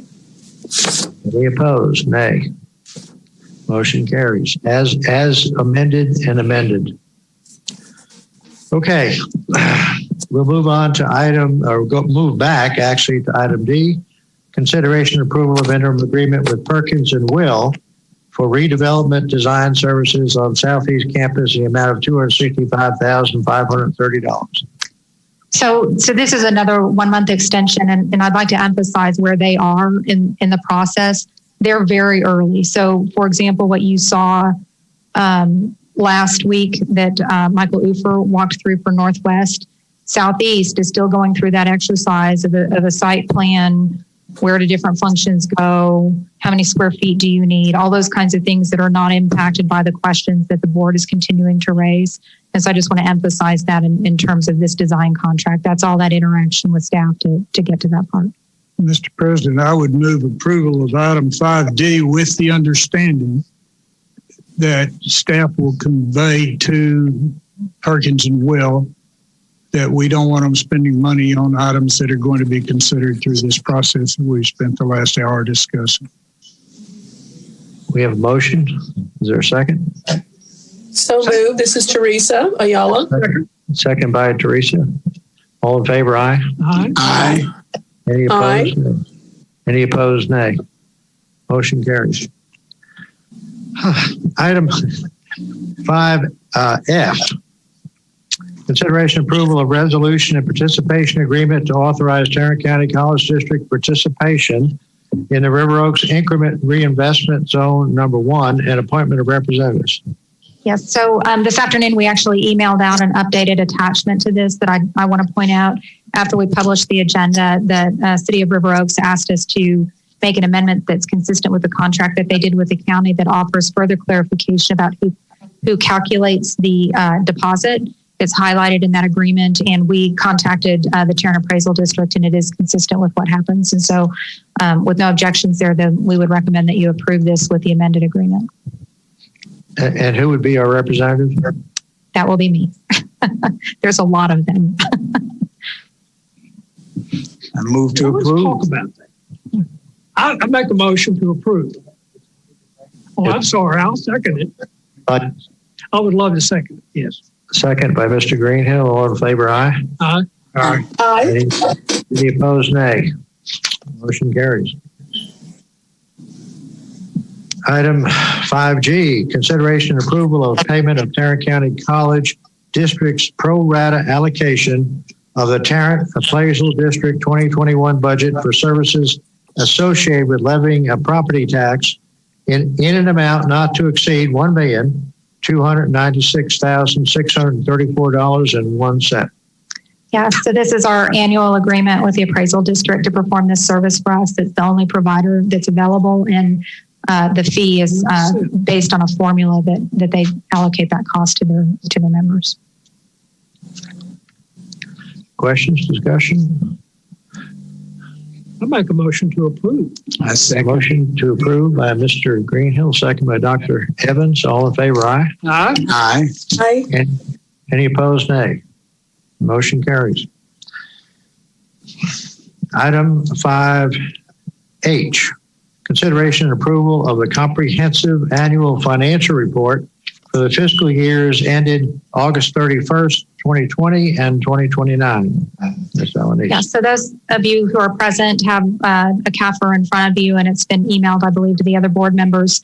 You'll note that the original attachment in the agenda was still marked draft as our auditor was seeking a final signature from their partner. However, nothing has changed in that document, but it is now indeed final and ready for adoption. Questions, discussion? I shouldn't say adoption, acceptance. Acceptance. Acceptance, yes.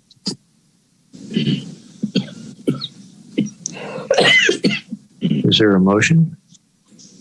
Move to approve. Move to approve by Second, Dr. Morrison. Second by Dr. Morrison. All in favor, aye? Aye. Aye. Aye. Any opposed, nay? Motion carries. Item 6, monthly financial report. Ms. Alanis. Yeah, so we just finished the first quarter of this fiscal year, and I believe we've got, actually, it's got the investment recap first in here. Was there another slide before that? Yes. So we're about on track in terms of income and expenses. And as you know, January is a big month, so we'll look to next month in terms of property tax collections when we'll start to see that catch up. But there's nothing out of the ordinary with this.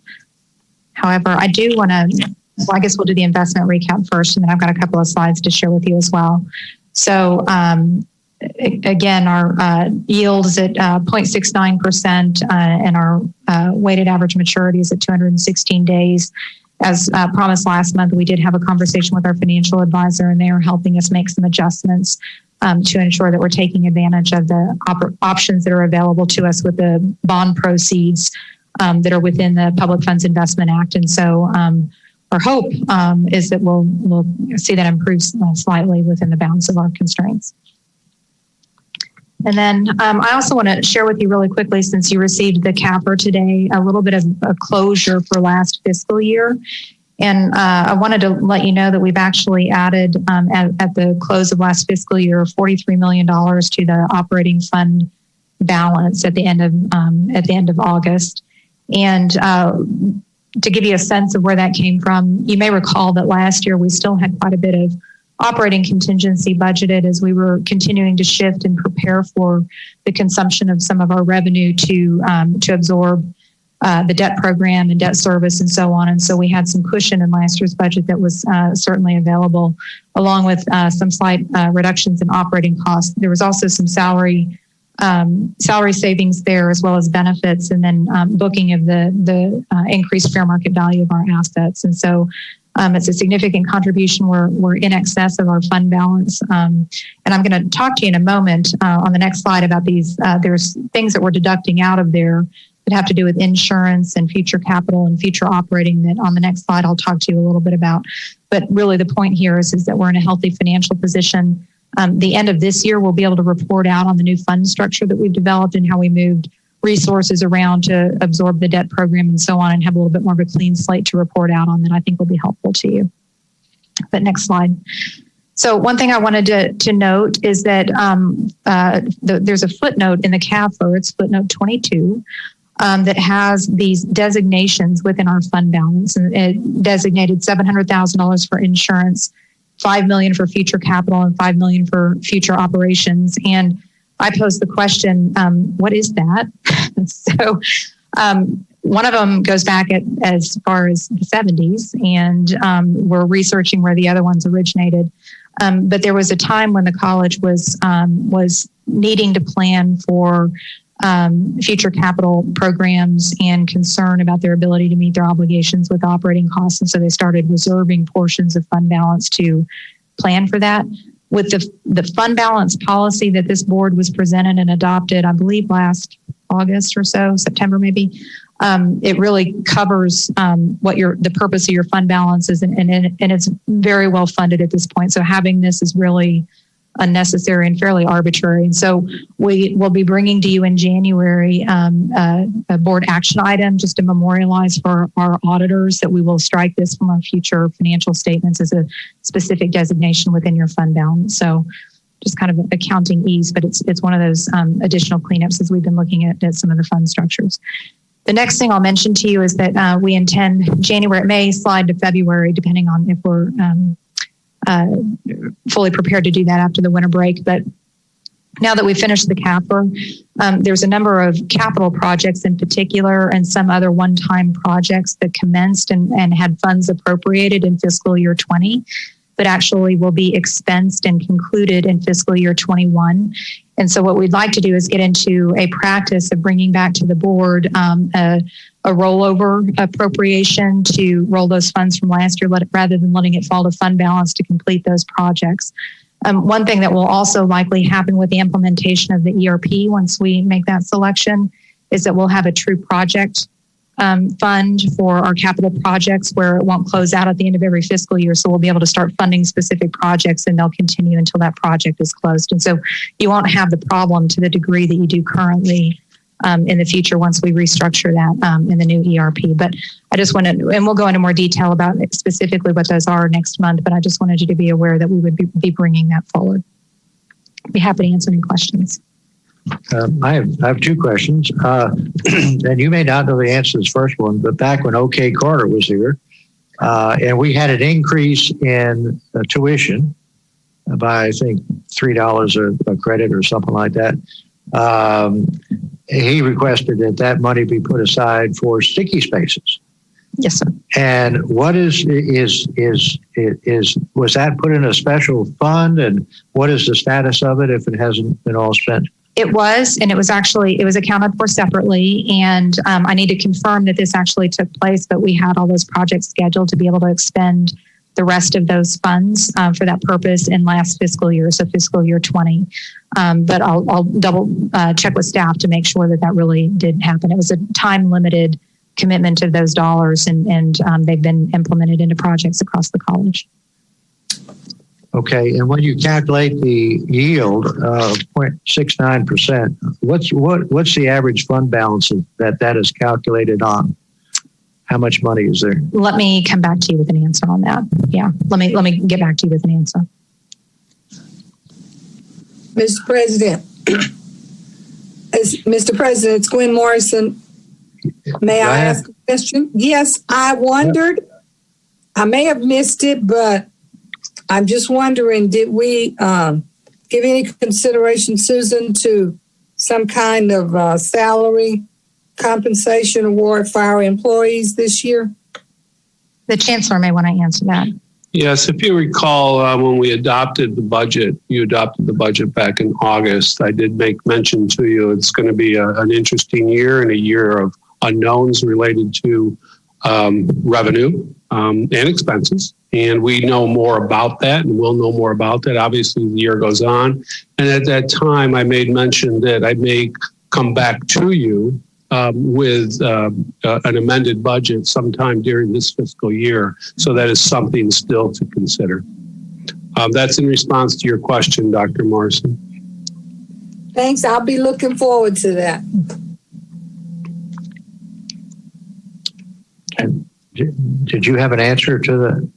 Or you're going to have to look it up? I'm going to have to get back with you. Yeah. Okay. I will get it. And the reason I bring it up is I know that you're totally restricted with PFIA, but with inflation just under 2%, and we're earning roughly 0.7%, we're losing a lot of money by law, and it's a shame. But I don't know that there's anything we can do about it this time unless we change the law, Mr. Greenhill. Thank you. Thank you. Item 7, Chancellor's report. Thank you, Mr. Heed. You'll have some slides up on the screen. You can follow along here. I really want to speak to this evening related to the college's accreditation and its review, which occurs every 10 years on a decennial review cycle. However, as part of that cycle, there is also a mid-cycle review, which SACS COC, that's our accrediting body, refers to as the 5th year interim review. In September, a peer review team from SACT virtually visited TCC as part of our 5th year interim report. The visiting review team focused their time on reviewing a percentage of our off-campus sites as part of a substantive change. And what that means is if an institution offers more than 50% of a program at a site, that results in a substantive change. And in fact, that site has to be approved in essence. And those were approved. A substantive change does require that the college notify SACs when we make a significant modification or expansion of the nature and scope of our programs as well. And again, they refer to that as a substantive change. Because of our significant and extensive dual credit partnerships, we've had a number of substantive changes that we did submit those locations. While with us, the SACS team visited 10 off-campus instructional sites virtually, where we offer our programs, which required a substantive change submission, and they found no recommendations to speak of as it relates to doing anything different. These results were provided to the SACS Board of Trustees for a decision for continued reaccreditation, which happened a week ago.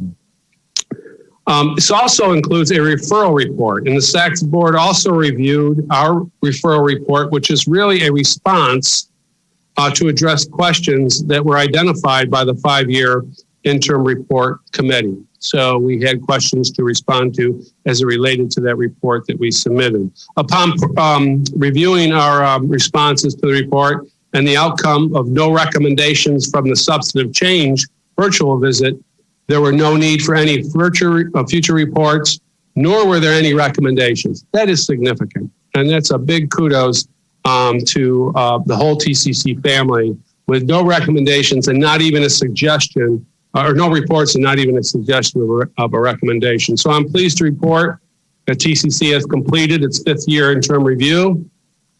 And again, last week, the SACS Board of Trustees voted to continue our accreditation with no further reports. Very unique, and we should all celebrate that. However, accreditation is a continuous effort. It's ongoing to ensure that we are providing quality education and improving the effectiveness of our institution. So the work is ongoing. It is the way in which we validate the quality of our programs and services independently to say we are doing what we say we are doing.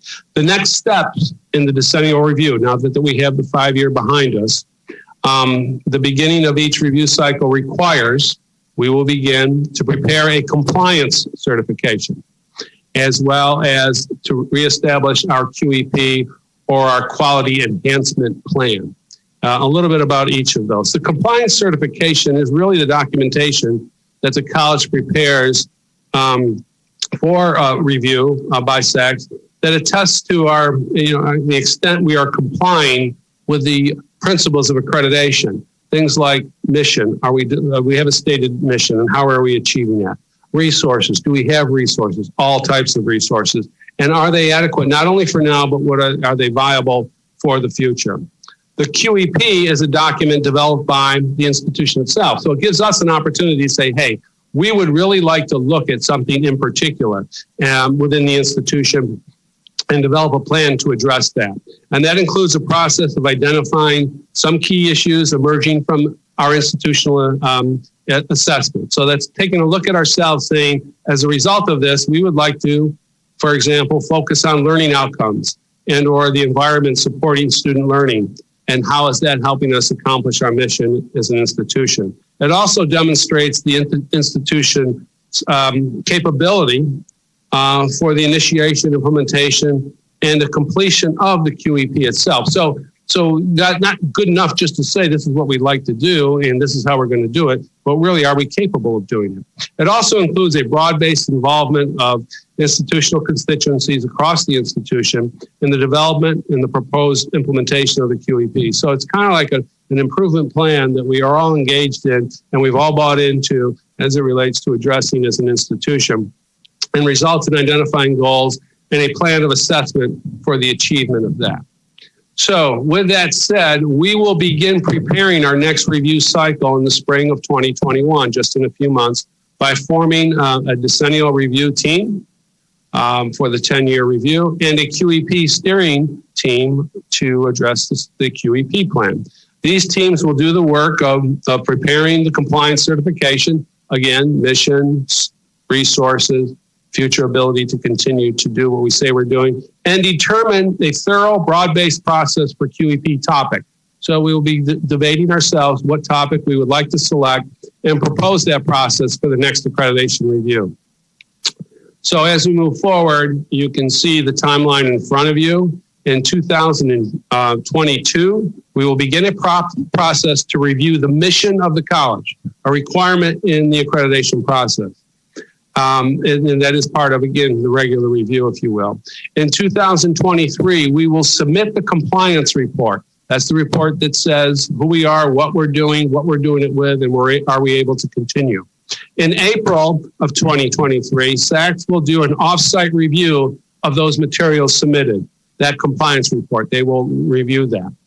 And then in July, the QEP proposal will be submitted to SACS. And then finally, in September of 2023, SACS will do an on-site review. And what they do in an on-site review, very simple. You know, we through all this process, we told them what we're doing. Now they're going to come and check and see if we're telling the truth. And they will review us. Our institution, being as large as it is, there'll probably be at least 10 reviewers, perhaps up to 15 reviewers as part of that. And they will do that on-site review right now scheduled for September of 2023.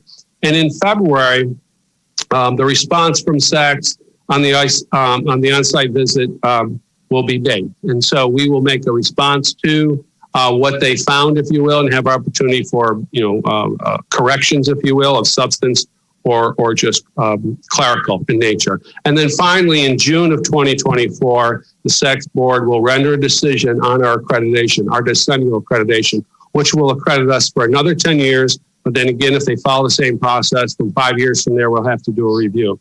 So this is really, an operational audit, if you will, holds us accountable. The accreditation process does that, and we're looking forward to that opportunity. As I close here, I genuinely and personally would really like to express my appreciation for Dr. Evans, both as personally and professionally. I want to thank you for everything that you have done. You've been an employee, you've been a board member, and so you're part of the family. So even though we won't see you, we still consider you a part of the family, and certainly wish Godspeed with you. I also like to thank and also recognize and indicate to the board appreciation for the work that you've done this past year, and wish you and yours a very happy and healthy holiday season. Thank you, Mr. Eden. Thank you. I had a couple questions. When you talk about the dual credit, you include early college, high school in that, I would assume. Yes, it is viewed somewhat separately in accreditation, but yes, it is included. Okay. But and under QEP, if memory serves, we had a QEP program that was done 5 years ago. And if I remember, Bill, it was related to critical thinking. I mean, it was intensive. Yeah. Yes. So we were involved. Right. Urban. Yeah. Yeah. So is this something new? How can you inform us here? How can you change that in the middle of the stream, or is it just a continuation of what we had planned? Or this is a new opportunity, if you will, for a QEP, and it's not necessarily a continuation of the old. I think we're going to do it all over again. That's good. Evolve. As I recall, it was a very intensive process. I mean, there were a lot of meetings, and it's a very intensive process. So be prepared. Okay. We will have a closed session. And if you'll give us some time, and then we'll reconvene after in open session. Thank you.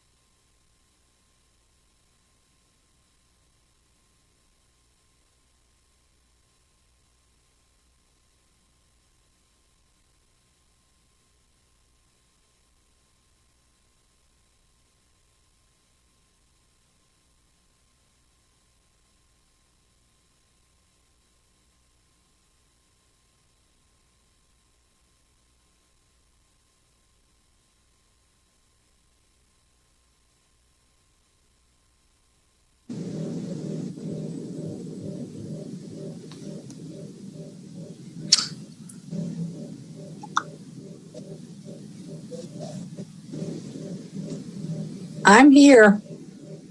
I'm present. This is Gwen. I'm here as well. We're well aware. I'm here. This is Okay, just wanted to be. Okay, we're all set. We'll now reconvene in open session this meeting of the Board of Trustees, and there being no action taken as a result of the closed session, unless somebody has an objection, we are adjourned. Thank you. And Merry Christmas. Happy Hanukkah. Good night, everybody. Good night. Happy Festivus.